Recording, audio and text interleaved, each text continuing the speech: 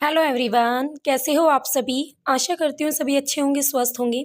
Guys, आज की class में हम क्लास 12th की एनसीईआरटी करने जा रहे हैं और बिल्कुल शुरू से लेकर और लास्ट चैप्टर तक मैं आपको कंप्लीट क्लास 12th की एनसीईआरटी करवाऊंगी ज्योग्राफी सब्जेक्ट की। ठीक है, जो कि आपके पीजीटी लेवल के लिए, नेट लेवल के लिए और टीजीटी लेवल, तीनों ही लेवल्स के लिए मोस्ट इंपॉर्टेंट होंगी। और गाइस, अगर आप एचटेट देने जा रहे हो, सीटेट देने जा रहे हो या उसके अलावा और कोई कॉम्पिटिटिव एग्जाम दे रहे हो टीचिंग का, तो उसके लिए आपको टीजीटी और पीजीटी दोनों के लिए आपको एनसीईआरटी करनी बहुत ज़्यादा ज़रूरी है। तो कम से कम क्लास 11th और 12th दोनों की एनसीईआरटी ज़रूर पढ़िएगा। तो आज की क्लास में हम करेंगे क्लास 12th की एनसीईआरटी बुक ज्योग्राफी सब्जेक्ट की मानव भूगोल के मूल सिद्धांत। तो आज की क्लास में मैं आपको, देखो ये आपके पास पूरी लिस्ट है चैप्टर की, जिसमें हम अध्याय 1 पढ़ेंगे मानव भूगोल के बारे में, फिर वर्ल्ड की पॉपुलेशन के बारे में पढ़ेंगे, वितरण क्या होता है, घनत्व क्या होता है, पॉपुलेशन ग्रोथ क्या होती है, जनसंख्या संगठन पढ़ेंगे, मानव विकास यानी ह्यूमन डेवलपमेंट के बारे में डिटेल से पढ़ेंगे। और उसके बाद हम जो प्राइमरी सेक्टर है, सेकेंडरी है, टेरिटरी है, ट्रांसपोर्ट है और ट्रेड है, इन सबको भी इसी 12th के एनसीईआरटी में कम्प्लीटली स्टडी करेंगे। फिर मानव बस्तियों को पढ़ेंगे। तो ये सारे के सारे चैप्टर मैं आपको करवाऊंगी अपने यूट्यूब चैनल पर ही। तो बने रहना मेरे यूट्यूब चैनल पर। न्यू हो तो सब्सक्राइब कर लेना, बेल आइकन जरूर प्रेस करना, तभी आपको मेरी आगे आने वाली वीडियो का नोटिफिकेशन मिलेगा। ठीक है, तो आज की क्लास में जो हमारा पहला चैप्टर रहेगा ये मानव भूगोल से रिलेटेड है। इसमें आप चीज़ों को समझोगे कि मानव भूगोल में किस तरीके से आप कैसे अध्ययन करोगे। देखो, मानव भूगोल जैसे नाम से ही पता चल रहा है, मनुष्य और भूगोल। ठीक है, मनुष्य और भूगोल दोनों का आपस में संबंध। भूगोल आप अच्छी तरीके से जानते हो कि भाई हमारी पृथ्वी पर जो कुछ भी पाया जाता है वो हम किसके अंतर्गत पढ़ते हैं, वो हम ज्योग्राफी के अंतर्गत पढ़ते हैं, भूगोल के अंतर्गत पढ़ते हैं। वहीं अगर हम मानव भूगोल की बात करें तो उसमें वो सारी चीज़ें आ जाएंगी जो कहीं ना कहीं मनुष्य को इफेक्ट करती हैं। वही सारे टॉपिक आएंगे जो किसी जो हमारी जैसे पॉपुलेशन लगा लो, तो उसमें हम मानव की पॉपुलेशन, सेक्स रेशो, लिंग अनुपात, साक्षरता, ठीक है, जनसंख्या वृद्धि, घनत्व, तो इन सबको हम पढ़ते हैं, है ना। और ये सारी चीज़ें कहीं ना कहीं मनुष्य से संबंधित होती हैं। तो मानव भूगोल के अंदर आप इन्हीं सभी विषयों का अध्ययन पूरा डिटेल से करोगे। तो सबसे पहले भूगोल में एक टाइम ऐसा भी आया था गाइस जब द्वैतवाद आया था। द्वैतवाद यानी भूगोल में वाद विवाद उठने लग गए थे कि भूगोल को दो पार्ट में बांट दिया जाना चाहिए। तर्क वितर्क शुरू हो गए थे भूगोल वेताओं के बीच, ज्योग्राफर्स के बीच। ठीक है, तो बहुत कईयों ने कहा कि जो भूगोल है उसको सिद्धांतिक तौर पर बनाना चाहिए, यानी थ्योरीज बनानी चाहिए भूगोल के अंदर। और कईयों ने ये कहा कि नहीं, ऐसा नहीं होना चाहिए, हर चीज़ का विवरण करना चाहिए, उनको एक्सप्लेन करना चाहिए, इजी ढंग से समझाना चाहिए। तो अलग अलग ज्योग्राफर का अलग अलग मीनिंग था भूगोल को लेकर, और भूगोल में क्या होना चाहिए, मतलब क्या नहीं होना चाहिए, सबके अपने अपने अलग अलग सिद्धांत थे। ठीक है, अब नॉर्मली तौर पर अगर हम भूगोल की बात करें ना गाइस, तो हम भूगोल को पृथ्वी के रूप, तूफान की आंख, नदी के मुख, हिम नदी, यानी हम बहुत कुछ पढ़ते हैं भूगोल में। जैसे अर्थ में जो फॉर्म ऑफ अर्थ है, और आप चक्रवात पढ़ते हो, नदियाँ द्वारा बनी सतलाकृतियाँ, हिम नदी द्वारा, और मिट्टी, यानी सब कुछ पढ़ा जाता है। और इसी प्रकार जैसे आप ये सारी चीज़ें पढ़ते हो ना, उसी प्रकार हम गाँव नगरों का वर्णन जीवों के रूप में करते हैं। जो ज्योग्राफर है ना, वो नगरों का वर्णन करते हैं, गांव का वर्णन करते हैं, किस रूप में करते हैं, जीवों के रूप में। एक जीव मान के कि ये नगर है, नगर को ज्योग्राफी के अंदर एक जीव के रूप में व्याख्यात किया जाता है। जैसे जर्मन भूगोलवेता जो थे, यानी जो जर्मनी के भूगोलवेता थे, उन्होंने किसी भी राज्य और देश का वर्णन जीवित जीव के रूप में किया था। ये क्वेश्चन आता है एग्जाम में, किन भूगोलवेताओं ने राज्यों का वर्णन जीवित जीव के रूप में किया, तो वो कौन थे गाइस, जर्मन भूगोलवेता। ठीक है, तो ये इस तरीके से सारी चीज़ों का अध्ययन किया गया है। अब देखो यहाँ पर मानव भूगोल की कुछ डेफिनेशंस हैं, और अगर आप पीजीटी लेवल का एग्जाम देते हो तो आपको डेफिनेशंस पता होनी चाहिए, क्योंकि एग्जाम में सीधा आता है, डेफिनेशन डाल देगा और एग्जामिनर पूछेगा कि ये किसने कहा है। तो पहली डेफिनेशन देखते हैं, मानव भूगोल मानव समाज और धरातल के बीच संबंधों का संश्लित अध्ययन है। ठीक है, जो मानव समाज है और जो धरातल है, जो हमारा स्ट्रक्चर है, उनके बीच संश्लेषित अध्ययन है। तो ये रैटजल महोदय ने कहा था। रैटजल एक फेमस पर्सनैलिटी थी, इनकी एक फेमस बुक भी थी एंथ्रोपोजोग्राफी, है ना, बहुत फेमस बुक थी इनकी। नेक्स्ट जो डेफिनेशन आती है वो ये है, मानव भूगोल अस्थिर पृथ्वी और क्रियाशील मानव के बीच परिवर्तनशील संबंधों का अध्ययन है। ये डेफिनेशन पीजीटी में आ भी चुकी है, एचटेट पीजीटी में ये डेफिनेशन आ चुकी है कि मानव भूगोल अस्थिर पृथ्वी यानी ऐसी पृथ्वी जिसमें मूवमेंट चलती रहती है, और क्रियाशील मानव मानव को तो आप सबको पता है काम करता ही रहता है, उन दोनों के बीच जो संबंध है, जो चेंजेबल हो रहे हैं, उनका अध्ययन है। तो ये कहा था एलन सी सैंपल ने। सैंपल जो कि रेडजेल की क्या थी, स्टूडेंट थी, रेडजेल महोदय की स्टूडेंट थी सैंपल। नेक्स्ट डेफिनेशन आती है विडाल डी ला ब्लास की, जो कि मोस्ट इंपॉर्टेंट है। इसमें क्या था, हमारी पृथ्वी को नियंत्रित करने वाले भौतिक नियमों और इन पर रहने वाले जो जीव हैं, उन जीवों के मध्य के संबंधों के अधिक संश्लेषित ज्ञान से उत्पन्न संकल्पना है। ये थी विडाल डी ला ब्लास की डेफिनेशन। ठीक है, तो पृथ्वी को, हमारी पृथ्वी को बहुत सारे ऐसे भौतिक नियम है जो प्रभावित करते हैं, और हमारे जो जीव हैं जो इस पर रहती हैं उन सब के बीच अध्ययन। देखो आप सबको पता है बर्फीले इलाकों में आपकी कम पॉपुलेशन होती है, क्योंकि वहाँ का जो क्लाइमेट है वो रहने योग्य नहीं है, जबकि आपकी जो मध्य अक्षांश है, जैसे 23.5 डिग्री से लेकर 30 डिग्री तक का जो एरिया है, यहाँ पर ज़्यादा घने बसे लोग हैं। क्यों? क्योंकि यहाँ का क्लाइमेट अच्छा है, लोगों को रहने के लिए अच्छी सुविधाएं हैं, इस वजह से, है ना। जबकि पर्वतों पर लोग कम रहते हैं। तो कहीं ना कहीं जो भौतिक स्ट्रक्चर है, जो फिजिकल स्ट्रक्चर है, वो हमें प्रभावित करते ही करते हैं। तो यही कहना चाहते हैं विडाल डी ला ब्लास। तो ये थी कुछ डेफिनेशंस, तीनों डेफिनेशंस आपको पता होनी चाहिए, जो कि आपके लिए इंपॉर्टेंट है। अब आगे आता है मानव भूगोल की प्रकृति। प्रकृति यानी नेचर। नेचर यानी इसमें क्या क्या शामिल किया जाता है, ठीक है। तो भौतिक भूगोल के अगर हम बात करें आपके भौतिक भूगोल में, जैसे भू आकृति, मिट्टी, जलवायु, जल, वनस्पति, प्राणी जात, ये सब कुछ आ जाता है। ये इसे कहते हैं फिजिकल ज्योग्राफी। ठीक है, और वहीं अगर हम मानव भूगोल की बात करें तो यहाँ पर ग्रह, गांव, नगर, सड़कें, रेल मार्ग, परिवहन, उद्योग, खेत, पतन और दैनिक जीवन में हम जो वस्तुएं यूज करते हैं, ये सभी तत्व कहीं ना कहीं मानव के द्वारा निर्मित भी किए गए हैं कहीं ना कहीं, और मानव को इफेक्ट भी डालते हैं। तो इन सबको मानव भूगोल के अंदर पढ़ा जाता है। क्लियर, गॉट इट, आगे बढ़े। अब आता है ये, इसमें ये दिखाया गया है कि मानव ने किस तरीके से टेक्नोलॉजी को अपनाया, और जैसे हमारे नेचर है उसमें भी काफ़ी परिवर्तन भी किए, और नेचर पर कई बार अपनी विजय भी हासिल की, और कहीं ना कहीं पर्यावरण ने भी मनुष्य को प्रभावित किया, और मनुष्य ने भी पर्यावरण को प्रभावित किया। तो दोनों ने आपस में इंटरेक्ट भी किया बहुत सारी चीज़ों को लेकर। बट जब हमारे नेचर ज़्यादा हैवी रही तो उसे कहा पर्यावरणीय निश्चयवाद।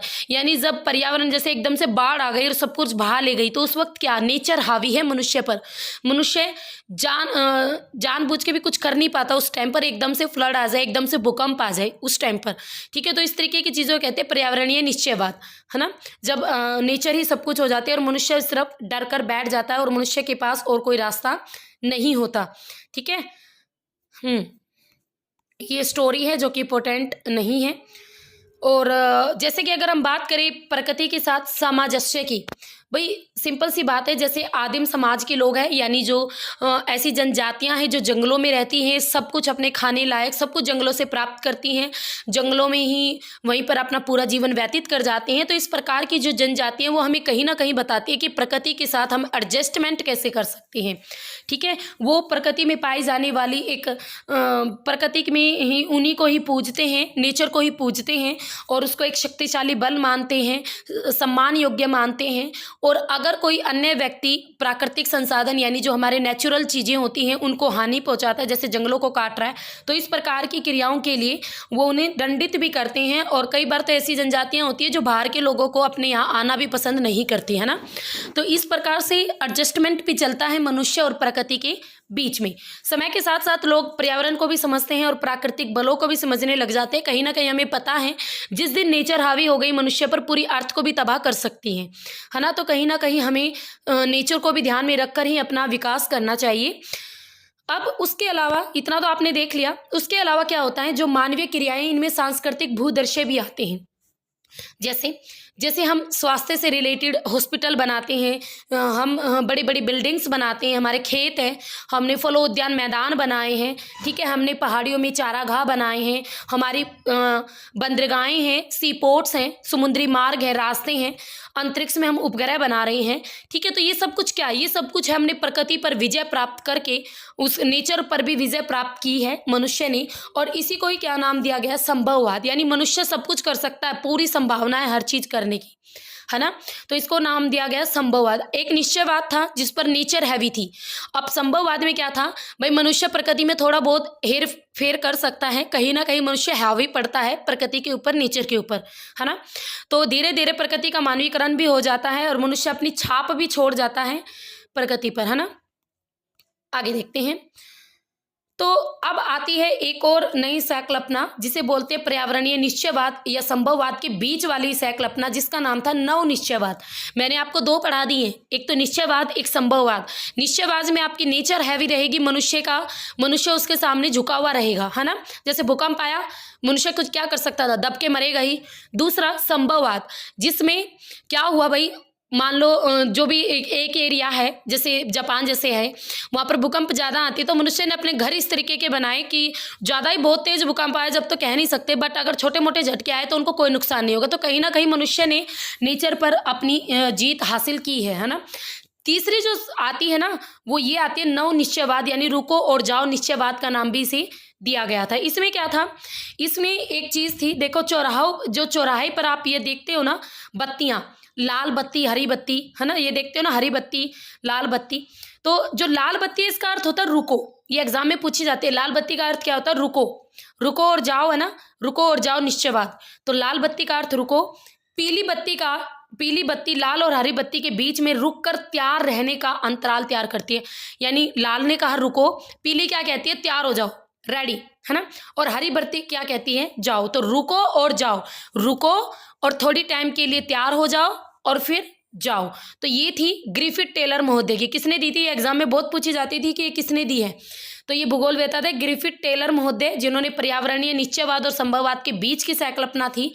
इसमें ना तो नेचर हैवी होती है ना मनुष्य हैवी होती है ना, दोनों का इक्वल रोल होता है। तो नव निश्चयवाद इसको नाम दिया गया था। तो चौराहे पर यातायात के नियंत्रण जो रखती है बत्तियां, उनसे इसने अपनी जो स्टेटमेंट, जो संकल्पना थी, जो कंसेप्ट था, उसको क्लियर किया था। तो ये था भाई ग्रिफिथ टेलर महोदय का।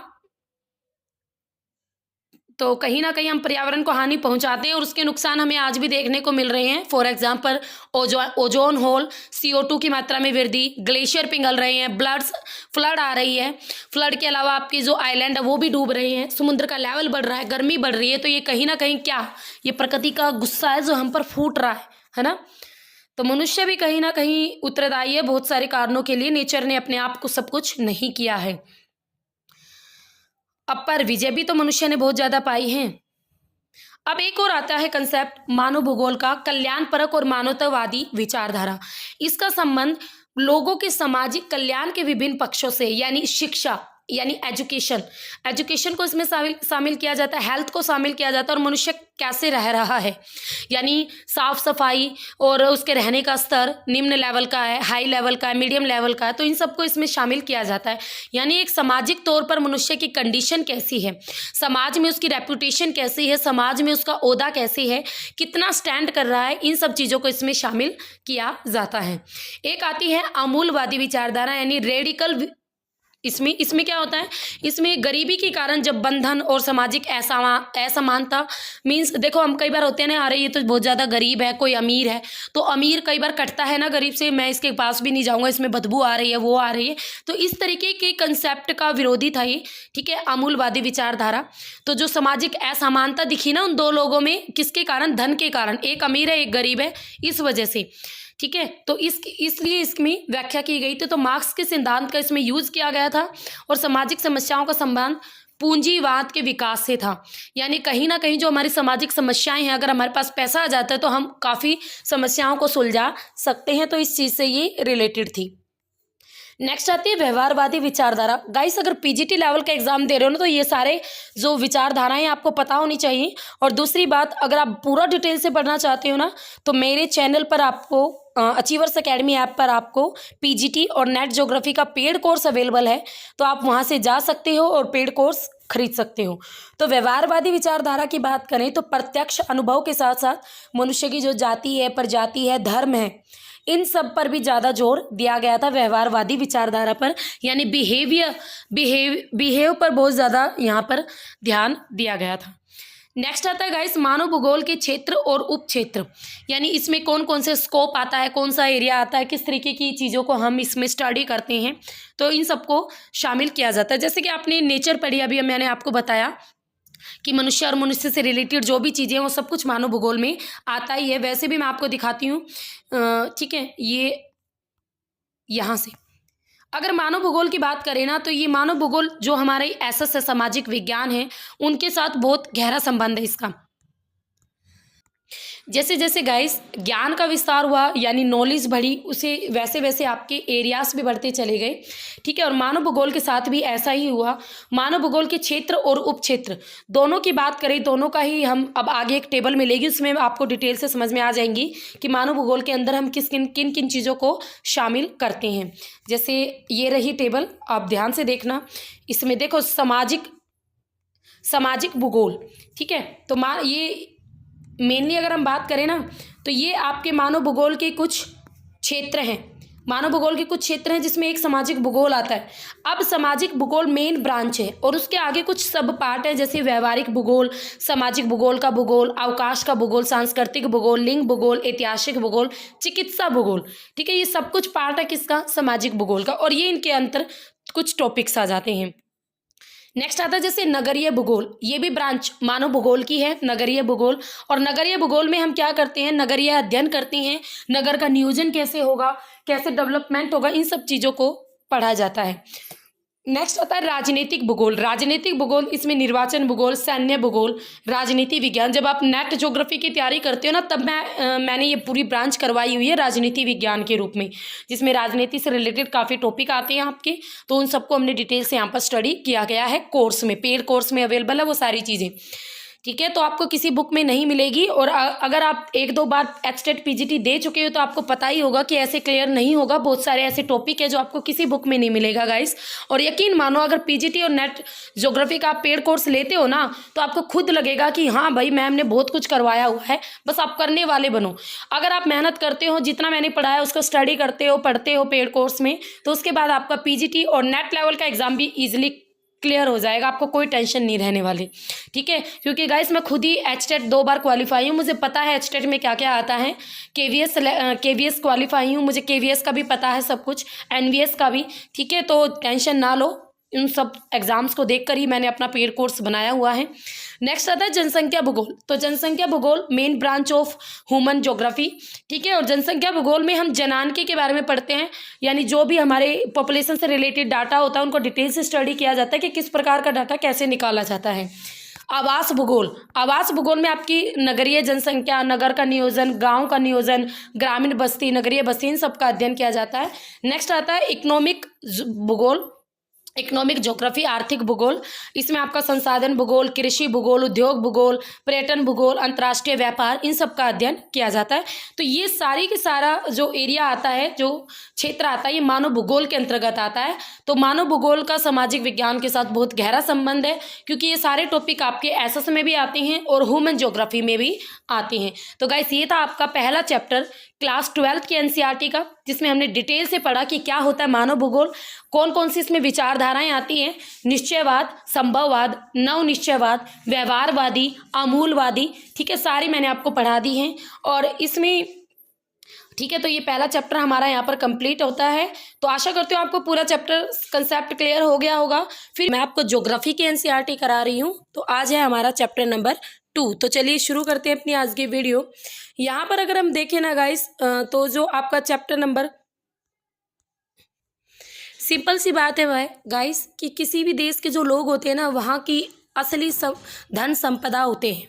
अगर व्यक्ति वेल एजुकेटेड है और न्यू टेक्नोलॉजी को बनाने वाले हैं, तो वो अपने एरिया के संसाधनों का अच्छी तरीके से यूज़ कर पाते हैं। बट अगर व्यक्ति अनपढ़ है, वो बस खाने तक ही सीमित है और कोई काम नहीं करना चाहते, तो इस प्रकार के देश का हमेशा बंटाधारी होता है ना। तो किसी भी देश में ये पॉपुलेशन के तहत हम क्या पढ़ते हैं, कितनी एजुकेशन है, कितना सेक्स रेशो है, कितनी पॉपुलेशन है, कितने मेल है, कितने फीमेल है, कितने बच्चे हैं, उस देश की पॉपुलेशन पर कितना भार है, ठीक है, और कितने बूढ़े हैं। तो इन सब चीज़ों को डिटेल में स्टडी किया जाता है किसी भी एरिया के पॉपुलेशन में, और बहुत ज़रूरी है किसी भी एरिया की पॉपुलेशन का पता लगाना, तभी हमें पता चलेगा कि उस एरिया में जो रिसोर्सेज हैं उन रिसोर्सेज पर कितना भार है पॉपुलेशन का। अगर किसी देश में रिसोर्सेज बहुत ही कम है और पॉपुलेशन हाई है तो लोग भूखे मरते हैं, ठीक है, समझ रहे हो ना। और किसी और वो देश क्या होगा, गरीब होगा। और उसी देश में अगर किसी देश में आपके रिसोर्सेज हद से ज़्यादा हैं, यानी संसाधन भरे पड़े हैं और पॉपुलेशन कम है, और वो जो पॉपुलेशन है उन संसाधनों का बट यूज़ ना कर पाए, ठीक है, उनके लिए अनपढ़ हैं वे, ठीक है, वो संसाधन को समझ नहीं सकते, उनके लिए वो बेयूज़ है, वो यूज़ नहीं कर सकते, तो इस तरीके के जो संसाधन होंगे ना वो भी क्या होंगे, उस पॉपुलेशन के लिए बेकार होंगे।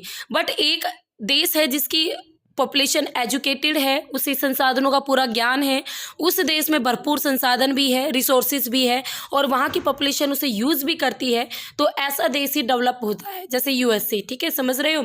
तो इस तरीके से, और कई बार क्या होता है, पॉपुलेशन हमें यूँ भी पता लगानी पड़ती है भाई, जैसे एशिया है, बहुत अधिक स्थानों पर आपको कम लोग मिलेंगे और कम स्थानों पर अधिक लोग रहते हैं, जैसे पर्वतीय इलाके हैं, पहाड़ी इलाके हैं, वहाँ पर कम लोग रहते हैं, और प्लेन एरियाज हैं, मैदानी इलाके, वहाँ पर अधिक लोग रहते हैं। तो इन सब चीज़ों का संदर्भ में हम जनसंख्या के डिस्ट्रीब्यूशन यानी जनसंख्या वितरण को भी समझते हैं। जनसंख्या वितरण क्या होता है, कुछ नहीं होता कि भाई किस एरिया में कितने लोग रहते हैं, इसे कहते हैं जनसंख्या वितरण। और जनसंख्या घनत्व भी इसे ही कहते हैं, ठीक है, जहाँ पर ज़्यादा लोग वहाँ पर जनसंख्या घनत्व ज़्यादा और वितरण भी ज़्यादा, जहाँ पर कम लोग रहते हैं ज़्यादा एरिया में तो वहाँ पर जनसंख्या वितरण भी कम होगा और जनसंख्या घनत्व भी कम होगा।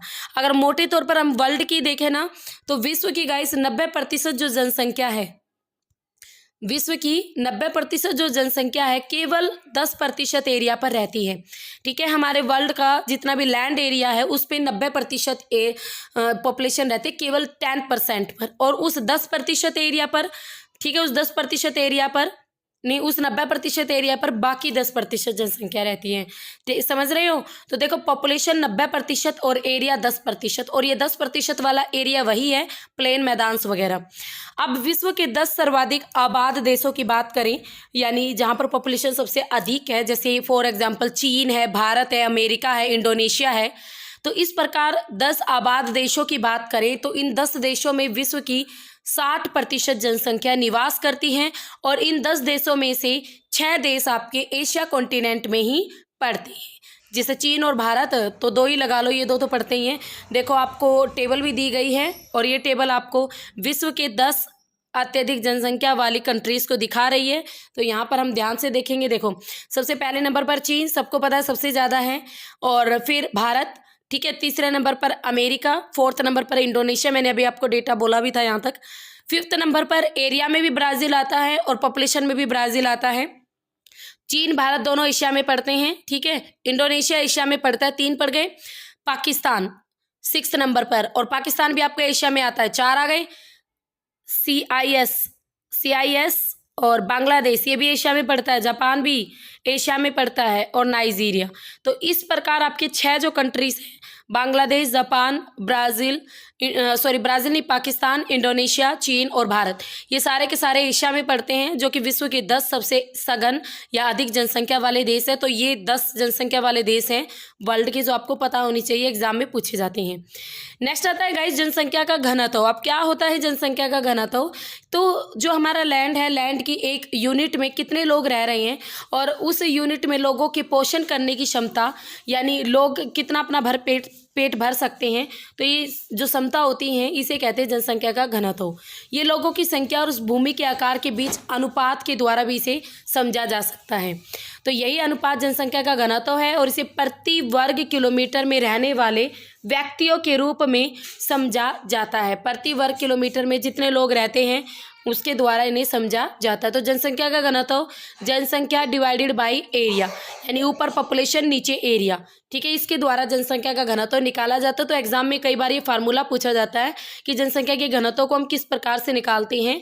तो भाई जितनी उस एरिया की पॉपुलेशन होगी उसको उस एरिया के टोटल क्षेत्रफल से डिवाइड कर देंगे, तो हमें उस एरिया का जनसंख्या घनत्व मिल जाएगा। फॉर एग्जाम्पल आप देख सकते हो यहाँ पर, तो जैसे किसी एरिया का जो क्षेत्रफल है वो 100 वर्ग किलोमीटर है, और वहाँ की पॉपुलेशन आपकी 1,50,000 है, तो 1,50,000 को हम 100 से डिवाइड कर देंगे, तो वहाँ पर 1 वर्ग किलोमीटर में 1500 लोग रह रहे हैं। तो ये है उस एरिया का जनसंख्या घनत्व। ये हमें एग्जाम्पल के तौर पर मैंने आपको यहाँ पर समझाया है, ठीक है। नेक्स्ट आता है, तो आपको पता है जो जनसंख्या घनत्व वो सबसे अधिक किन एरिया में मिलेगा, जहाँ पर आपके प्लेन एरियाज हैं, ठीक है। जैसे अगर हम देखें वर्ल्ड के अंदर, तो विश्व के सघन आबाद क्षेत्र यानी जहाँ पर ज़्यादा जनसंख्या है, तो वहाँ पर 200 से भी अधिक लोग निवास करते हैं। जैसे उत्तर अमेरिका की बात करें तो उसका उत्तर पूर्वी भाग, ठीक है, उत्तरी अमेरिका का उत्तर पूर्वी भाग, नॉर्थ ईस्ट वाला पार्ट, यूरोप का उत्तर पश्चिमी भाग और दक्षिणी पार्ट और दक्षिण पूर्वी, और एशिया का पूर्वी वाला पार्ट। तो ये कुछ ऐसे एरियाज होते हैं जहाँ पे पॉपुलेशन बहुत ज़्यादा है। उत्तरी और दक्षिणी जो हमारे पोलर है, जो हमारे नॉर्थ पोल और साउथ पोल है, उनके निकट, और बिल्कुल गर्म एरिया में और बिल्कुल ठंडे एरिया में, शीत मरुस्थल में, वहाँ पर जनसंख्या का घनत्व आपको बिल्कुल कम मिलेगा। आप खुद सोचो, क्या आप इस एरिया में रहोगे जहाँ पर पूरा दिन भाई 6 महीने की रात 6 महीने का दिन और भयंकर बर्फ? ऐसे एरिया में तो कोई नहीं रहेगा।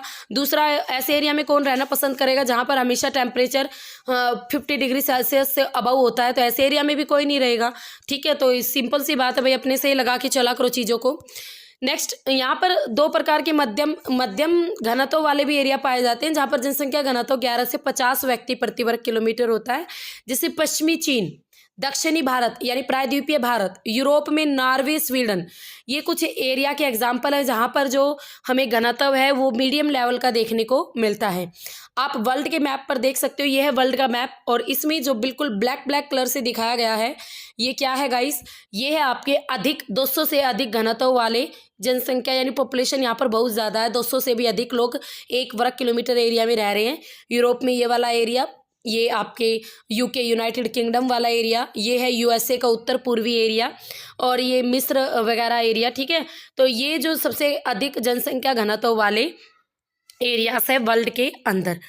अब देखो, जनसंख्या वितरण या घनत्व की बात करें तो जनसंख्या घनत्व को बहुत सारे फैक्टर है जो प्रभावित करते हैं। जैसे जल की उपलब्धता, सिंपल सी बात है, जहाँ पर पानी नहीं होगा वहाँ पर कोई कैसे रहेगा? हमें पानी पीने में, नहाने में, भोजन में, पशुओं के लिए, फसलों के लिए, उद्योगों के लिए, नाव को चलाने के लिए, यानी पानी तो बेसिक नीड है। जहाँ पर पानी नहीं होगा वहाँ पर अपने आप पॉपुलेशन कम होगी। नेक्स्ट, भू आकृति भी प्रभावित करती है गाइस, क्योंकि आपने देखा होगा पर्वतीय और पहाड़ी इलाकों में आपका परिवहन ढंग का नहीं होता, लोग वहाँ पर अवॉइड करते हैं रहना, ठीक है।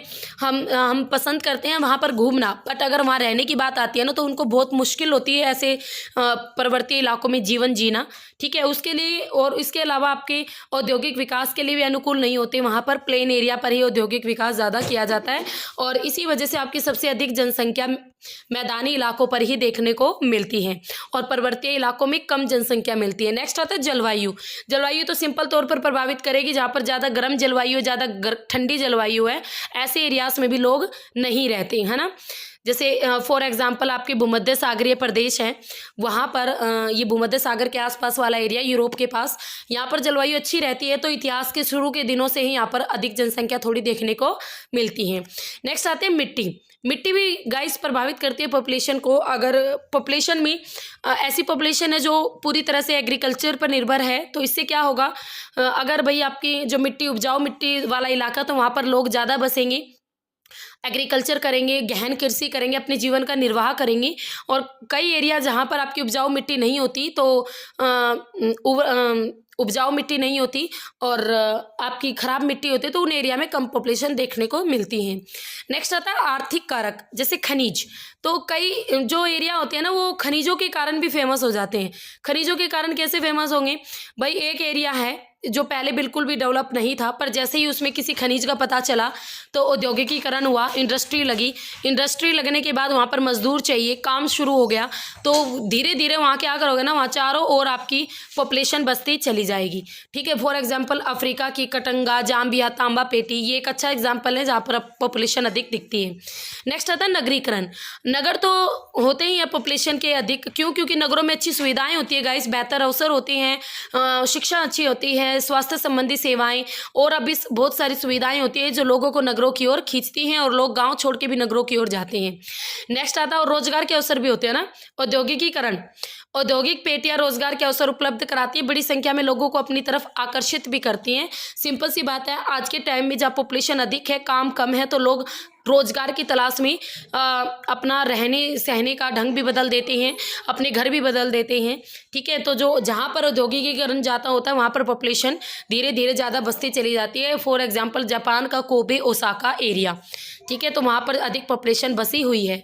नेक्स्ट आता है सामाजिक और सांस्कृतिक कारक। कुछ स्थान होते हैं ना जो अपने धार्मिक और सांस्कृतिक महत्व के कारण ज़्यादा लोगों को अपनी तरफ आकर्षित करते हैं और धीरे धीरे छोटे मोटे वहाँ पर व्यापार भी शुरू हो जाते हैं।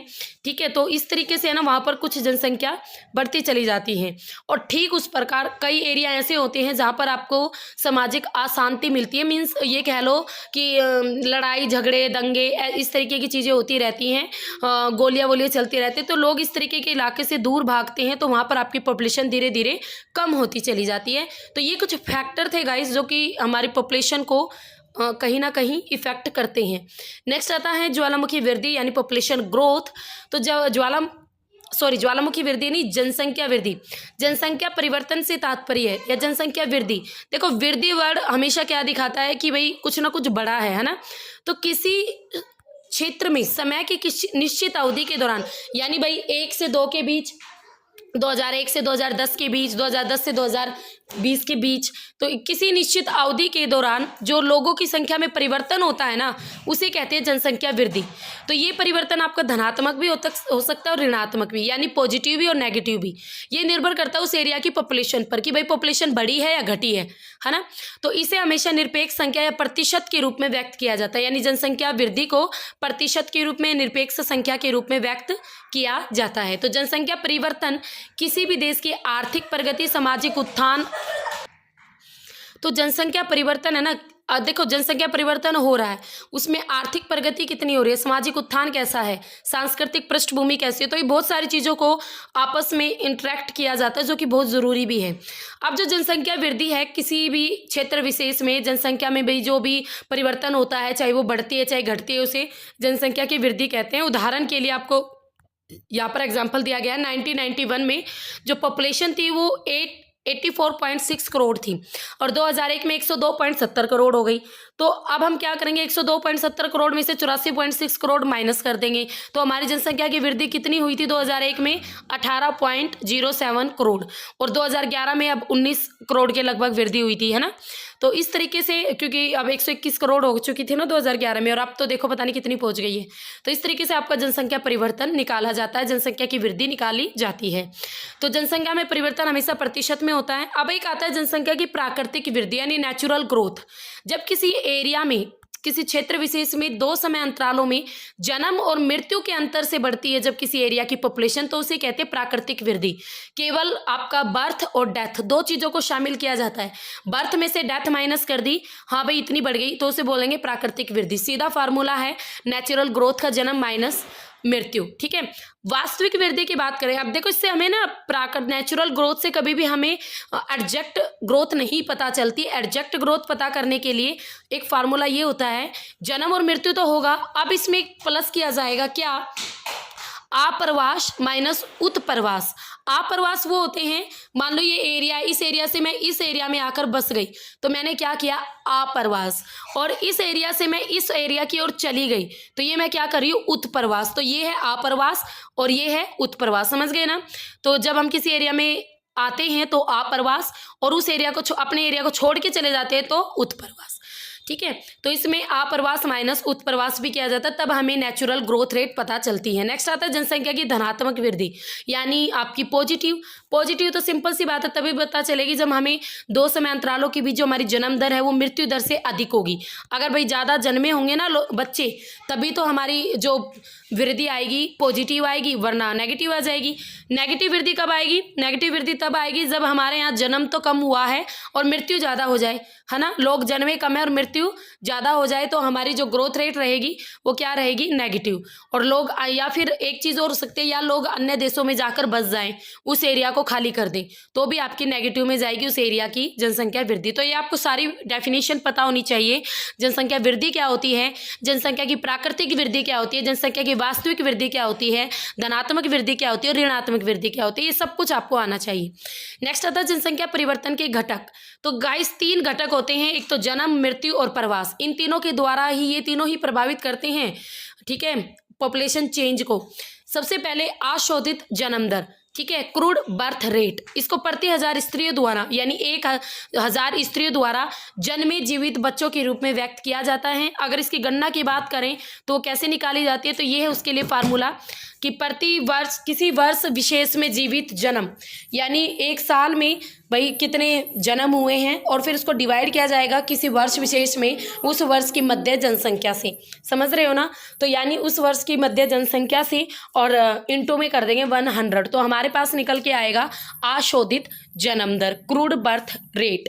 ये आपके पीजीटी लेवल पर इस तरीके के फार्मूले पूछे जाते हैं कि क्रूड बर्थ रेट को निकालने का फार्मूला क्या है, तो किसी वर्ष विशेष में जीवित जन्मे बच्चों की संख्या डिवाइडेड बाय किसी क्षेत्र विशेष में वर्ष के मध्य जनसंख्या और फिर इनटू में 1000, 100 नहीं 1000, ठीक है। तो इस तरीके से हमारी निकलती है क्रूड बर्थ रेट। नेक्स्ट आती है मृत्यु दर। मृत्यु दर बहुत सक्रिय भूमिका निभाती है। अगर किसी एरिया में आपकी कोई महामारी फैल जाए, ज़्यादा लोग मर जाए, तो कहीं ना कहीं वो उस एरिया की पॉपुलेशन को इफेक्ट डालती है। और मृत्यु दर को तो हम सिंपल निकालनी हो तो हमें निकाल लेते हैं कि भाई प्रति 1000 जनसंख्या के पीछे कितने लोग मरे हैं, तो इस तरीके से। बट आशोधित मृत्यु दर हमें निकालनी है, तो उसके लिए क्या फार्मूला है। मृत्यु दर तो सिंपल कर लेंगे, जन्म माइनस मृत्यु, मृत्यु इतने लोग मरे हैं तो ये मृत्यु दर हो गई। तो भाई किसी क्षेत्र विशेष में किसी वर्ष के दौरान प्रति 1000 जनसंख्या के पीछे जो मृतकों की संख्या है उसे कहते हैं आशोधित मृत्यु दर। ये बिल्कुल सेम है जैसे आशोधित जन्म दर निकाली थी ना, बिल्कुल सेम फार्मूला है। देखो ध्यान से, किसी वर्ष विशेष में मृतकों की संख्या और उसी वर्ष के मध्य में अनुमानित जनसंख्या और इनटू कर देंगे 1000, ठीक है। तो इससे निकल के आएगी हमारी आशोधित मृत्यु दर। क्लियर है, ठीक है। तो आशोधित जन्म दर, मृत्यु दर दोनों पता होनी चाहिए। Okay guys.